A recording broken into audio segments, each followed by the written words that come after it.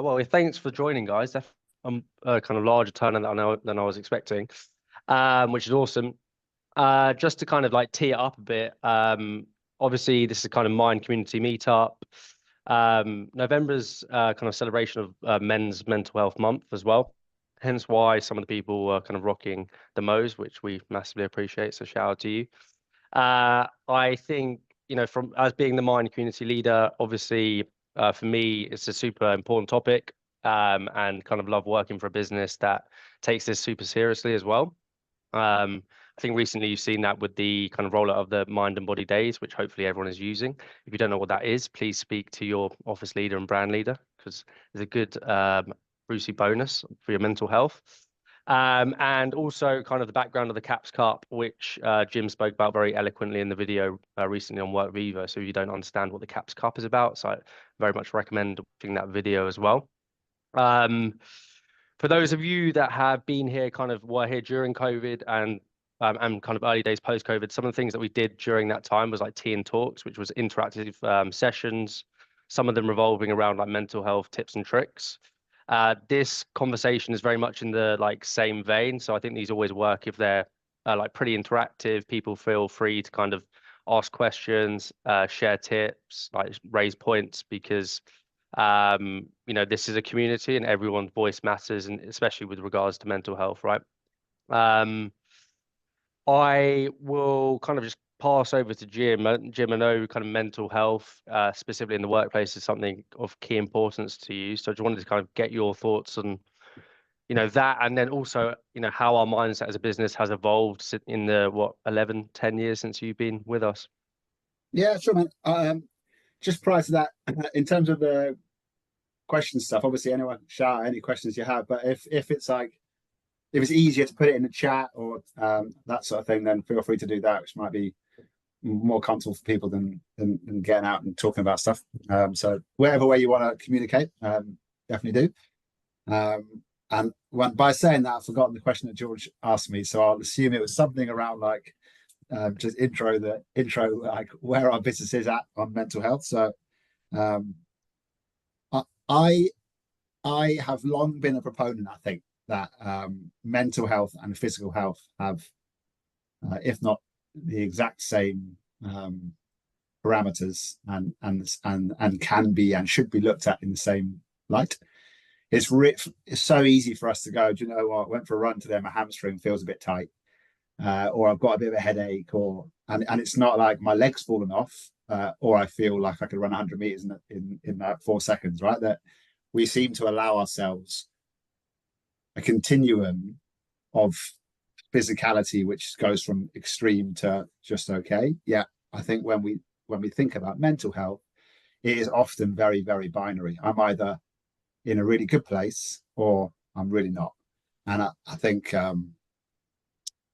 one of the big bits of my journey on my own mental health is probably starting to recognize that like there's a real continuum from like I'm really not in a great place to I feel like I'm on like cloud nine, and lots of in between. And it's the understanding of the in between that is like,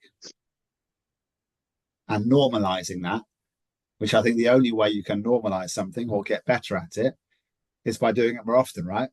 If you do one thing once a year and I'll let your mind go wherever you want with that, you're probably going to be pretty poor at it, right? Whereas if you do that same thing every week, you are probably going to get better at it, right? And I think that the same thing when it comes to what is perhaps a taboo subject like men's mental health, but mental health for both all genders, is that for too long it's been something that is whispered about, or we don't feel confident to talk about, or in some way, shape, or form it's seen as weak to talk about it. And we learned that very harshly 10 years ago, when obviously one of our own took his life because he didn't feel that he could talk to his boss, his team, etc., about how he felt. So from an LHI perspective, we felt the worst of that. But if I was to put my rose tinted glasses on and say that's the awful events of 10 years ago create a legacy for Steve that perhaps allows us to start shining a light on the topic a lot more. to talk about it more, and hopefully to normalize the aspects of it. And with its ultimate, our ultimate goal should be, from a younger you perspective, specifically for those in the mind community, to make it something where it's normalized, spoken about all the time, just like it would do your physical health, so that anyone who ever does need to talk about it can do so before. And it's a bad analogy, but in the same way that, like, if you go to a dentist to get a tooth fit and you have a filling, chances are you're going to have lovely teeth like George. Don't go to the dentist, you're going to have teeth like me and they get taken out, right? Like, and it's that same way, right? Like, we just got to get to a place where we're consistently talking about it, where it becomes something we can talk about with lightness as much as darkness, and doing that. So that's probably where I'm at with it, with mental health as a journey personally, but also where I'd love us to start this, I guess, in terms of LHI's journey. Yeah, thanks for that. I'm actually going to the dentist tomorrow morning, so There you go. yeah. See, it's because he's an LA man. So, No, it's an interesting one because I obviously celebrated my 9 years in the business last year, and I was kind of thinking about the journey that I've been through as a recruiter professionally, but then also like as a person joining the business at like 21, 22 years old. Like, my perception and view on mental health was very different. It was almost like, I probably looked at it as a, man up type, for sure. as a lot of people did, like the stigma around it. But my like journey through mental health, like through my own challenges, and I think just like specifically with men, like I think females find it easier, like, or more open about talking about their feelings, specifically if they, just feel slightly off the mark, like you were saying, not terrible, but it doesn't boil up into this huge thing that then becomes like a depressive or anxiety related episode, which can happen with men. Specifically, I think as you're coming out of like college or university and going into the working world, and you've got completely different pressures for the first time, like that environment as a man can be tricky, especially as a young man. Um, Also fueled by like alcohol and going out extensively as well, and partying. Um, like with the pressures of work, specifically in a sales environment, I think as men, that's something that we should be conscious of. And whether that's something that you're going through yourself, or like as a leader within the business, if you're hiring like C1, C2s, and this is their fresh job out of college, like those pressures and being open and talking about them, I think will create a more conducive environment. I think if, regardless of what the state of your mental health is, if you have an understanding of how that can directly relate to people's happiness and capability to perform in the job, like if you have a good grasp of that, then your team's going to be a better place. LHI is going to be a better place to work. And I think for me, that's one of the things that we do really well in this organization. Yeah, I mean, it's so poignant, right? Because everyone has probably heard of the phrase that recruitment is a roller coaster, right? And like it, I think that seed is planted in the fact that we effectively trade in a market of uncertainty. Someone's potentially looking to get a new job. They're unsure if they want to move or not. Someone's potentially looking at hiring new people, growing a company. Not sure if they're going to hire which person, how they're going to do it. It might be the first time they hired. It might be a really senior hire. It might be a hire that gets them promoted or gets some investment to change their life, right? And that, so we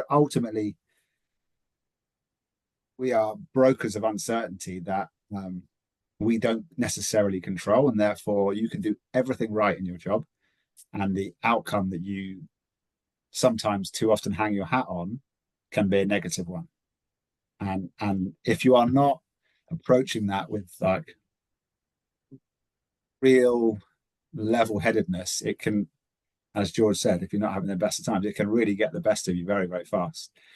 And you can ride the roller coaster to real highs, and in the next half an hour you can be really, really low. And I would say the best that I know in the industry are able to flatten the curve a little bit, by not getting too high, not getting too low, by being very purposeful, I guess, around like seeing the picture that's in front of them, and both asking the questions from the sales side, but probably also asking the questions of themselves around like, how am I getting on today? And again, not looking for terrible or great, but somewhere in between. So I think that roller coaster element or the analogy is a great one, both for the emotions of sales, but also probably ourselves within that world. So as George has said, like being able to talk to people about that, and it being cool that you can say, I'm having a tough day, man. Like I probably need to do whatever I need to do just to top my battery up, is something that we've got to encourage more than discourage. Yeah, I think that was one of the first, well, the best bits of advice that I've ever had in recruitment was from Dan Lambert. He said, "Don't get too high when it's going well, and don't get too low when it's He's the going guy I shit." think about. Yeah. Yeah, so Even um, Dan has days. I don't be on the call, but even he'll be the first to admit that he has days where it gets too much, right? Like, and probably years ago wouldn't have admit that, but now does, right? Like, yeah. yeah.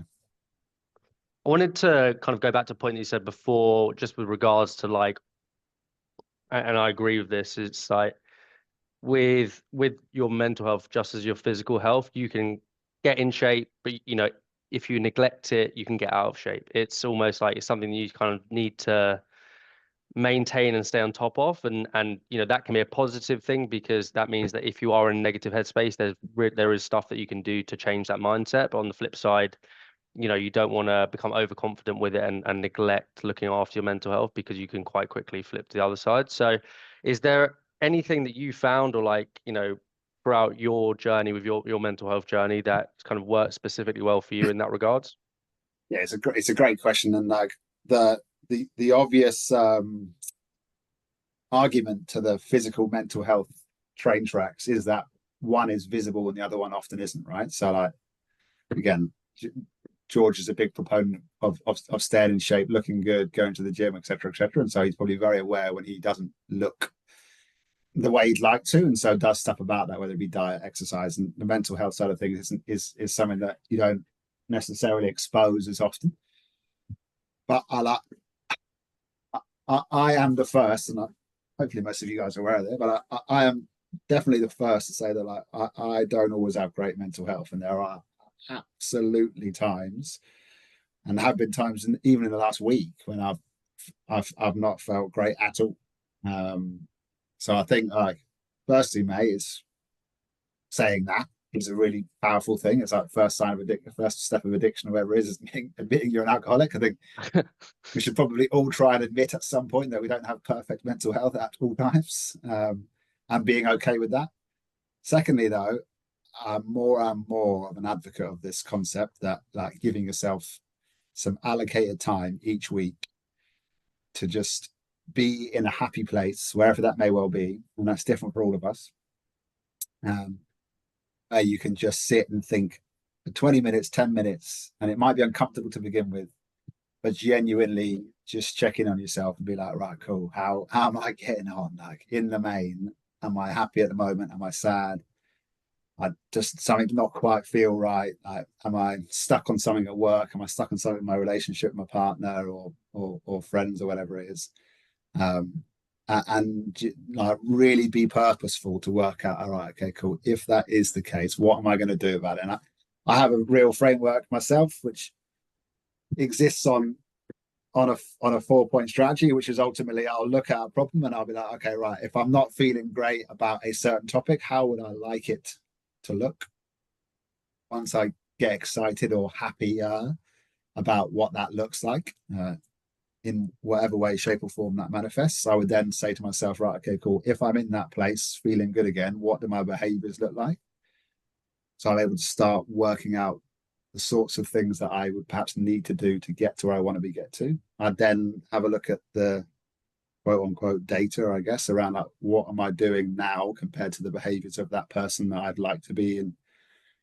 And often that's where I get stuck because I'm not feeling great in myself. I'm almost jealous of the person I want to be because I'm nowhere near there and the behaviors are not there. And so then I go to the last point, which is who can help me? And that I think is probably the bridge that a lot of people don't cross. And so they sit in their own world of, well, I'm not where I want to be. I'm not doing the things I want to be. I'm not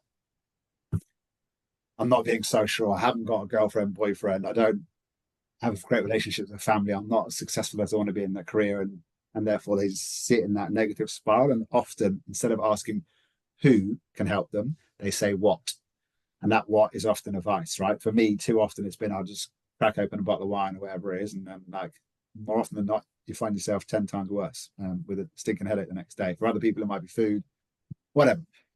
But that who aspect is, I think, a beautiful thing for lots of reasons. One, I've often found when I go and ask someone, right, I kind of know where I'm going, but I need some help as to exactly what I've got to do to get there. And if I'm honest with you, I'm looking at Jordan now. Like, Jordan, I'm not feeling my best, mate, so I can just really do with a bit of time from you. Two things happen there. One, I feel good because I'm getting it off my plate. Two, Jordan probably like goes, right, wicked. I've got a responsibility here to help this guy out. But also then you're getting that different perspective that takes you out of your world and goes, actually, Jim, you haven't got that much to do to be that person. You just need to give yourself a little bit of time to get there. And I think that for me, that's something that I've sort of, I guess, created over the last 7-8 years of this journey. And it's a nice little framework that I sort of use for all my problems, if I'm honest with you, not just looking at the mental health side of things, positive and negative. It's just a good framework. And yeah, having that time to think every week, sometimes they're really good times, sometimes they're not, being really purposeful. So having things that come out of that time to think. And then lastly, I think like just being very, very aware of what your triggers are. So like definite things. My relationship with my wife and my kids, if they are not in good places, I know my mental health really suffers. My physical health, if that is not in a great place, I know my mental health suffers, and I don't like the physical health side of things, so it's often the thing that drags me down. But then allowing yourself, okay, cool. The opposite of a trigger is, in my opinion, what can I do that's going to make me happy? So again, for me, like spending some time with my daughter, or now 8-week son, or getting to the driving range and hitting a few balls and that sort of stuff. Like it just allows. I know that's going to give me maybe one step back towards how I want to feel. And being really open with people. There's a lot of times this year I've said to people in work, I'm not in a great headspace. I can't have that call because I'm going to go to the driving range. 3-4 years ago, I would never, ever, ever have said that, because I'm like, I wouldn't be brave enough to say that I'm not in a great headspace. And I certainly wouldn't say that I'm going to go to the driving range in 4 hours. Actually, like by giving myself the respect to do that, you also teach other people to treat you in that way, and perhaps even do it themselves. And you'd be amazed at how many people now do that sort of thing in very senior positions, and they're much better for it. So long answer maybe, but like that's No, that was definitely brilliant. I that's think my the if people are kind of pretty open about that, not only will it make them give them time to feel better, but also like what that will do in other people potentially doing the same thing for themselves is kind of like a domino effect. for sure. Yeah, Um, I just and the other things that you mentioned time quite a lot there, and I think giving yourself time to breathe to ensure that you're in the best headspace to perform or feel your best, whether that is having a conversation, making some calls, depending on what people's day looks like, that is super important. I'm a big proponent of that. And then also like patience from a time perspective with regards to, you know, making small changes over the course of a period of time that in the long term will make you better, not looking for that instantaneous, I'm going to turn this around in one day, because it might not necessarily be the case. 100%. But on the flip side, once you're kind of more self-aware around it, then you don't get to a point where you need to turn it around in one day, because it's something that you can manage more regularly. Yeah, I mean, like you mentioned the domino effect. I think that's massive. Like the amount of times this year I've spoken to people who've had conversations gone, I really regret the outcome of that conversation or how I had that conversation. And after asking a couple of questions around like, okay, cool, what prompted you to react in that way? The answer was, I've not had a great morning. I've fallen out with someone yesterday. I've come in, I've had an MPR with someone that I knew was going to be difficult, and it blew up. That person then felt 5 times worse mentally than they did in the morning. And if they had the bravery to say, do you know what? I'm not in the right headspace to have this MPR today. But you have to be honest with that person so they don't feel like they're getting, I guess, not respected. Is very powerful. And I think it would be awesome to see and hear that happening more. That I think is the way in which we truly integrate mental health into the same capacity as probably not doing an NPR if you have a massive migraine. That would be okay. It should be the same. It should be the same the other way around. Yeah.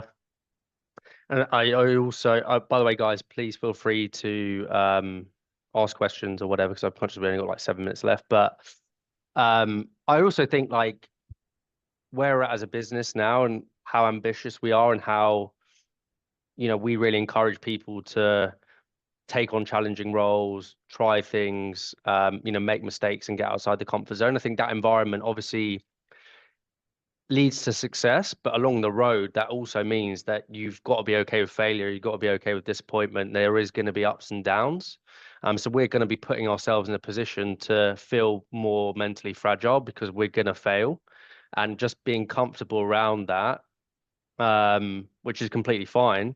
But then also, like, the more that we're talking about that, the more that we're like sharing with regards to our experiences and kind of using some of this terminology and being open, and whether that's with your manager, with a peer, with someone in a completely different office who you can just buzz up and, as Jim said, get an outside look on or fresh take on, a bit outside of the bubble where sometimes you could be ingrained in it. I know Yeah. that was something that I found specifically hard when I moved to LA, is that all of the challenges that I found were, I was very much in the bubble of LA. So if I called up someone else in a different office or in, gym or someone like that and kind of asked their opinion on business stuff, it was almost like an outside take, less emotional, more rational, which is super, super useful. So the talking element side of things, definitely helpful. I think Kim put something. Kim just said maybe we can share that 4-point strategy framework with the group after Yeah, yeah, following this. for sure. I'll have to properly write it down and stuff, and it's still a bit waffy, but for sure. Chat GBT. Um, anyone got any kind of additional questions, points, tips, tricks that work for them? I'd be like super, we're not gurus, as we said, we're always eager to learn like tricks that work for other people if anyone feels comfortable sharing.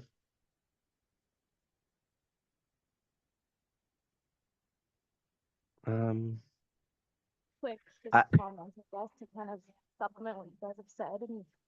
And just on tips and tricks and things like that, obviously a wide variety of tips and tricks can work for different people, and implementing these on a day-to-day basis.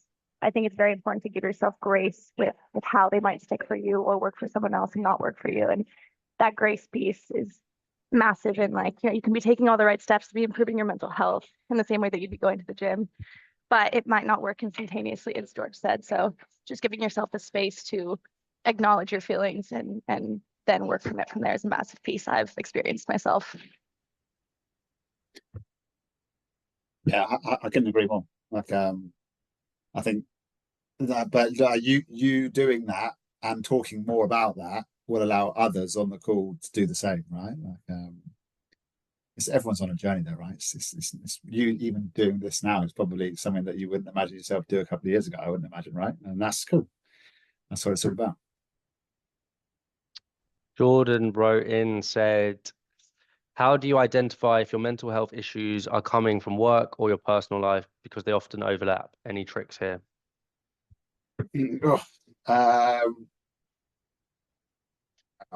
Good question. So again, for me, this is just how I do it, but I am not always a big talker. And so often I'll be fine. I won't say much, and then like the champagne cork will come out and everything will come out, not always in the right time or to the right person.